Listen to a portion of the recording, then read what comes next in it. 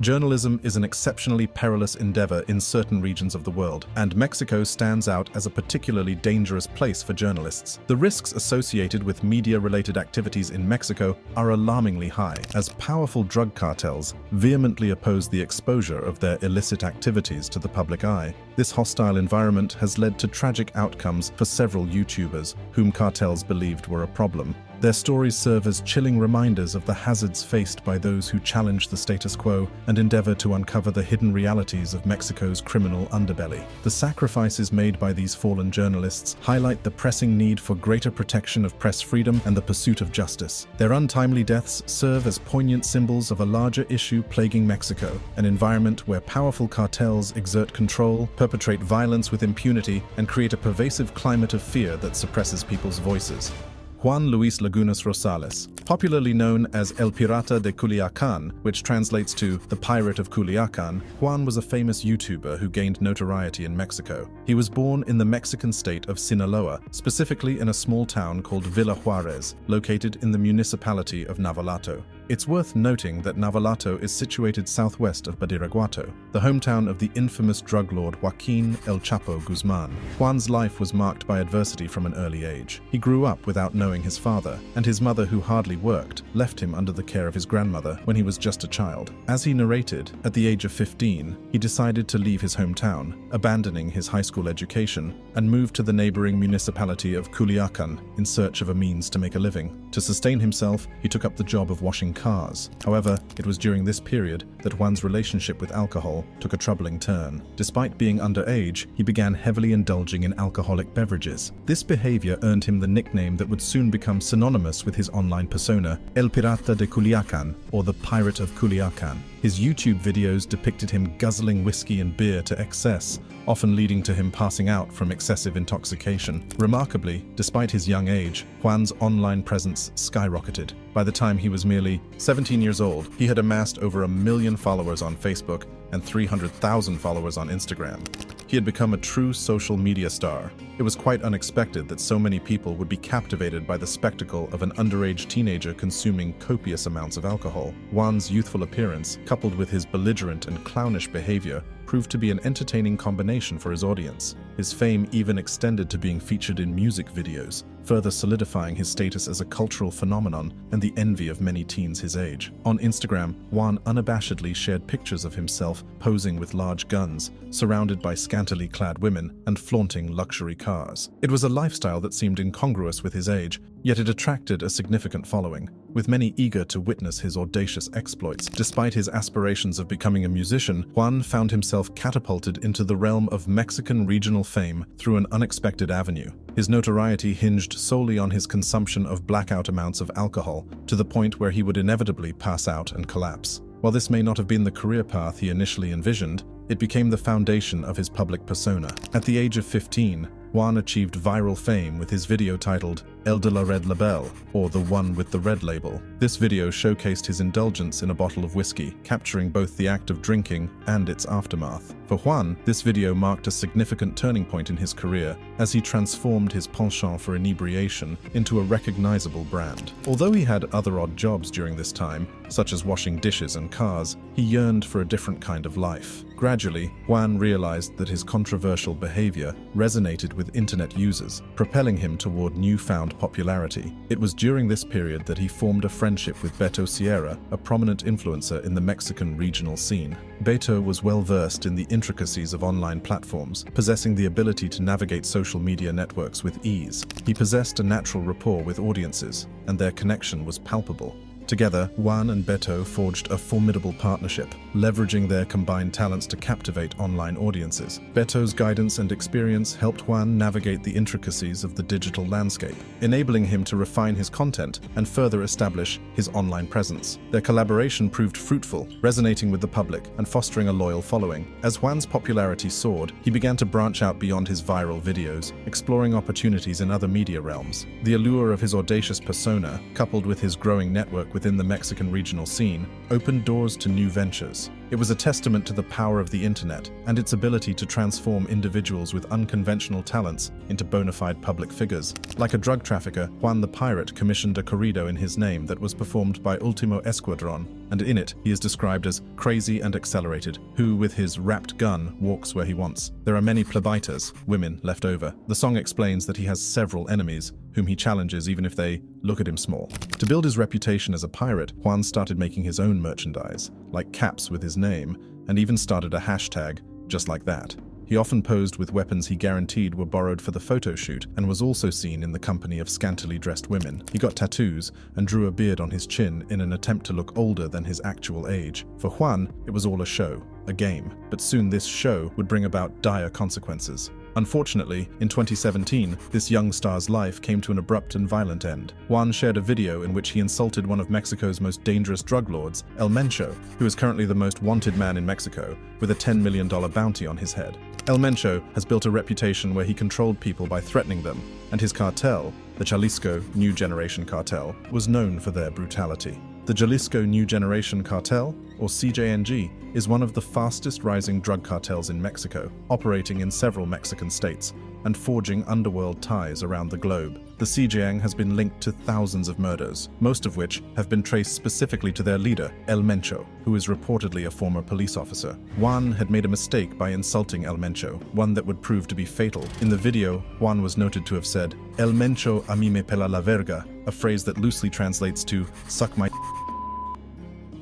and it was aimed directly at El Mencho. The video was shared online and quickly went viral. Not too long after that, Juan was partying at a bar in Jalisco when a group of armed individuals stormed in and fired at the 17-year-old star. It was reported that Juan suffered at least 15 bullet wounds when he was attacked. He was identified by the pirate and tiger tattoos on his arm. Prior to his death, Juan admitted his behavior was sometimes excessive, as he told radio host Pepe Garza, "People ask me, how do you do it? How do you handle drinking so much? I just laugh. I say, I don't know how I do it." He added, "But they're right. Sometimes I go too far." He really went far with that one, so far that it cost him his life. Mexican newspaper Periódico Supremo wrote about the video that may have resulted in Lagunas Rosales' death. "Así firmó su trato de muerte," which translates to, "Thus he signed his deal of death." Despite the fact that he took his drinking and insults too far, Juan's death points to the larger issue of rampant violence in Mexico. The year Juan died was known as one of the deadliest years in Mexico on record. The country averaged some 69 murders a day.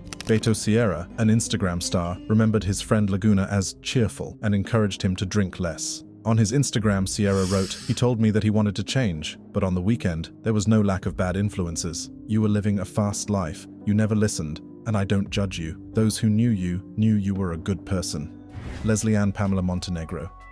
Going by the on-screen name Nana Pelucas, Leslie Ann Pamela Montenegro is another YouTube star to have had a fatal run-in with a cartel. Apparently, she was shot to death because she had revealed information about the cartels in some of her content. Leslie was a passionate vlogger and journalist and enjoyed posting daily vlogs, tutorials of makeup, and political commentary videos. The name of her channel was El Sillon Show. Leslie later became known for her big curly black wig, red lipstick, and glasses, which was a look she took on when playing the role of an exaggerated character called Nana Pelucas. She was rather eccentric, often visiting supermarkets in the neighborhood in the character of Nana Pelucas to interact with the locals who really enjoyed her company. Before long, she was famous. Soon enough, Leslie started using the character of Nana Pelucas in her political videos and was known to criticize and expose corrupt government officials in Acapulco. Despite the videos being really informational, she conveyed her messages with a humorous take. Now, as you know, the repercussions for insulting or annoying politicians or cartels in Mexico can turn out to be deadly. Freedom of speech or free press is something most Mexicans can only dream of. These things are highly suppressed in order to prevent certain information from becoming common knowledge. Going public with such information can come at the cost of one's life. Since the year 2000, about 145 journalists have been killed in Mexico. Before long, Leslie drew the attention of the independent cartel of Acapulco. This was when things began to spiral out of control.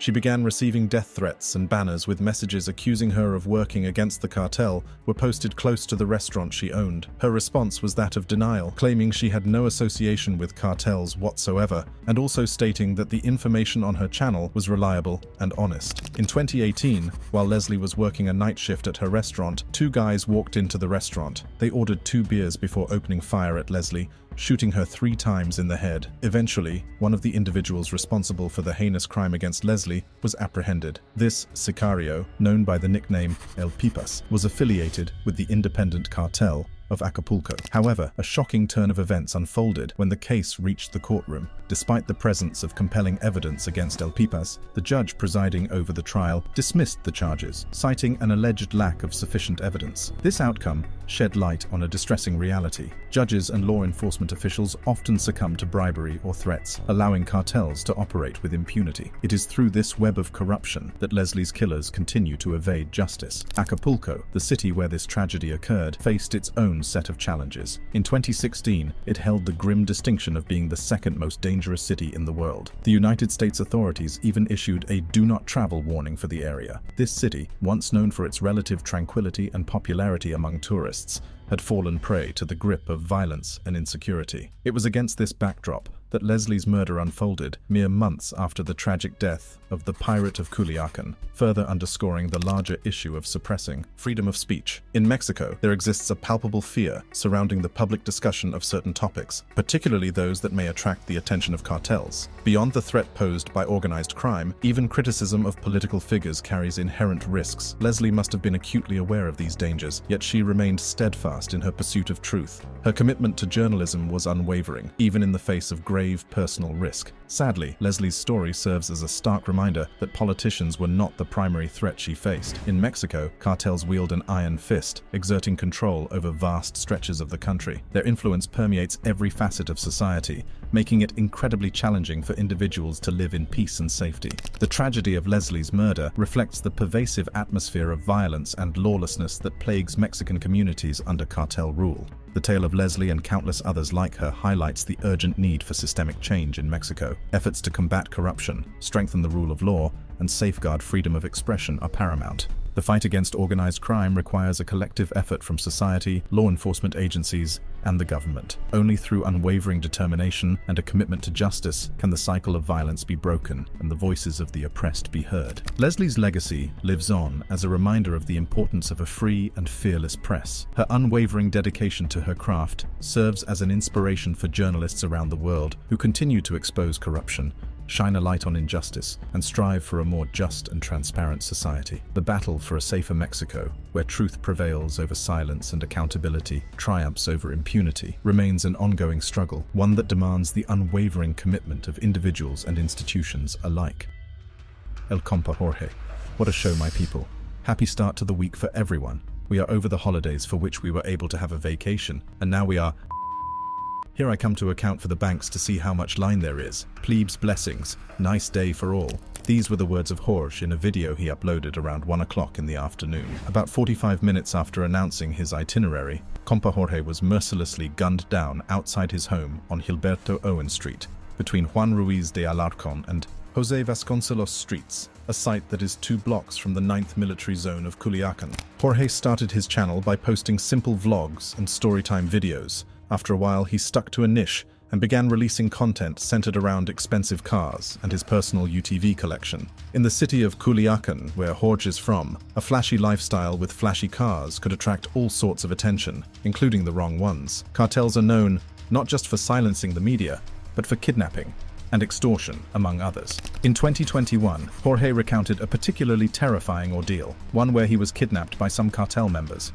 Porque les voy a platicar una anécdota que me pasó, pues les voy a platicar más o menos la historia de cómo me levantaron aquí en Culiacán, please. It was an experience that left him traumatized and had a significant impact on his mental health. According to Jorge, he spent several months without going out because he was still afraid of what or who might have been waiting for him outside. Even stopping at a red light was enough to put him on edge. In the video, he went down memory lane and even drove back to the place where he'd been kidnapped, despite feeling uneasy about it.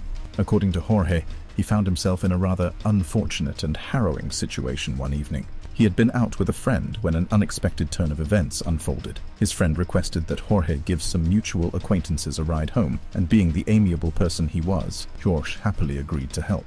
As Jorge drove, he began to feel a sense of unease. He had consumed a few drinks earlier in the evening, and now he felt the urge to vomit and relieve himself urgently. Realizing he couldn't wait any longer, he pulled over and stepped out of the car to attend to his bodily needs. However, In a twist of fate, as Jorge stood there vulnerable and preoccupied, another vehicle approached him. To his dismay, a man emerged from the car, wielding a rifle, and claimed to be working for the state. Before Jorge could comprehend what was happening, he found himself being robbed of his 2 phones. But that wasn't the end of his ordeal. Forcibly taken into the car, Jorge's hands were tied, and a blindfold covered his eyes. The captor began interrogating him, demanding to know the source of his income. In response, Jorge truthfully mentioned that he owned a tortilla shop. However, the men found it hard to believe that someone in such a seemingly modest business could afford the nice car Jorge was driving. Their suspicion grew, and they insisted that Jorge was involved with a cartel. To further cement their belief, the captors increased the volume of the music playing in the car. The lyrics referred to a notorious cartel boss named Julio Beltran, who had recently met his demise. Unbelievably, Jorge shared the same last name as the deceased cartel leader. The coincidence was striking, especially considering that both Jorge's license plate and Julio Beltran hailed from Durango. Jorge vehemently denied any association with the cartel, knowing that his life depended on convincing the captors of his innocence. However, his captors were initially unreceptive to his explanations. In fact, they subjected him to both verbal and physical threats. One of the men would alternately strike George's head with the barrel of a pistol or caress it, while ominously toying with the safety mechanism, underscoring the fact that he possessed the power to end Jorge's life. As the situation seemed dire and hope began to fade, Jorge made a desperate plea to his captors. He implored them that if they intended to kill him, they should at least leave his body in a place where his family could find him. Surprisingly, this heartfelt plea seemed to strike a chord with the kidnappers. Perhaps feeling a trace of empathy or realizing the gravity of their actions, they made the remarkable decision to set Jorge free. The captors untied Jorge's hands and removed the blindfold. They gave him a simple instruction to wait approximately 5 minutes after hearing their car depart before removing the blindfold and making his escape. It was a small act of mercy that allowed George to regain his freedom. Months after uploading the video detailing his ordeal at the hands of kidnappers, Jorge uploaded a storytime video where he talked about the time he unknowingly spoke to one of El Chapo's sons. People have speculated that the video caught the attention of opposing cartel organizations. His channel was successful and amassed numerous views per post, but all that success would be short-lived. On the 18th of April, 2022, Jorge was leaving his home after posting a video talking about his plans for the day when a vehicle carrying armed individuals pulled up in front of his house. El Compa Jorge was shot multiple times before the culprit sped off. Emergency personnel arrived at the site to attend to Jorge, and while he was being transferred to a rehabilitation clinic, he died in the ambulance. People have questioned his decision to remain in the state or country after his encounter with kidnappers, saying it was a bad idea to even return to the crime scene and shoot a video there. Perhaps there is some merit to what these people were saying, as kidnapped victims in Mexico don't often walk away unscathed, or with their lives for that matter. Maybe he really should have relocated. His killers are still free, and the murder remains unsolved. Super Chinelo. In the vibrant town of Ixtapaluca, Mexico, there lived a passionate YouTuber named Ruben Ortega, known online as Super Chinelo. Ruben had a deep affection for his hometown's rich traditions and cultural dances, which he tirelessly promoted through his online platform. Often donning a distinctive red mask, he would eagerly live-stream events and festivities within his community. It was through these endeavors that Ruben endeared himself to the locals, becoming a beloved figure in the town he held dear. Although his channel had a modest following, his subscribers were incredibly supportive of his endeavors, embracing his commitment to showcasing the beauty of their shared heritage. The abrupt and violent nature of Ruben's untimely demise sent shockwaves through Ixtapaluca. On the fateful day of August 31st, 2022, as Ruben returned home with his wife and 4-year-old son, they were ambushed by a group of armed assailants lying in wait. Without warning, the attackers unleashed a hail of bullets upon Ruben, tragically ending his life and leaving his wife injured. The young child, traumatized by the harrowing scene, witnessed the heart-wrenching murder of his father before his innocent eyes. The motive behind Ruben's brutal killing remains shrouded in uncertainty, but some speculate that his previous social media posts, in which he fearlessly criticized corrupt Mexican political organizations, may have played a role in the events that led to his tragic fate. News of Ruben's shocking murder spread rapidly across social media, conveyed through a solemn message posted on his official Facebook page. The post confirmed the devastating news, stating, "Unfortunately, it's all true. Friend and colleague Ruben Ortega has passed away. Thank you all for your support." The loss of Super Chinelo reverberated deeply within the hearts of those who admired him. for he had dedicated himself to promoting the essence of Mexican culture and celebrating its intrinsic value. Even his chosen on-screen moniker, Super Chinelo, was derived from a traditional Mexican dance originating from Tlayacapan in the state of Morelos, which held a special place in his heart. Ruben's passion for his heritage was palpable in every interview he conducted with locals during parades and events. His unwavering objective was to instill a sense of appreciation for Mexican traditions within the younger generations, ensuring that their ancestral customs and values endured. His genuine love for his community and his unwavering commitment to preserving its cultural heritage earned him profound adoration and respect. The tragic loss of Ruben Ortega, a beacon of cultural pride, left a void that would be difficult to fill. Regrettably, Ruben's murderers continue to evade justice, their identities and motives remaining a mystery. The case remains unresolved, casting a dark shadow over the community and leaving behind a haunting reminder of the dangers faced by those who dare to challenge the status quo. The legacy of Super Chinelo lives on, forever etched in the hearts of those who cherished him, and his tragic passing serves as a solemn reminder of the urgent need for justice and a society free from violence and fear. If you enjoyed this video, click on the card on your screen for more content like this. See you next time.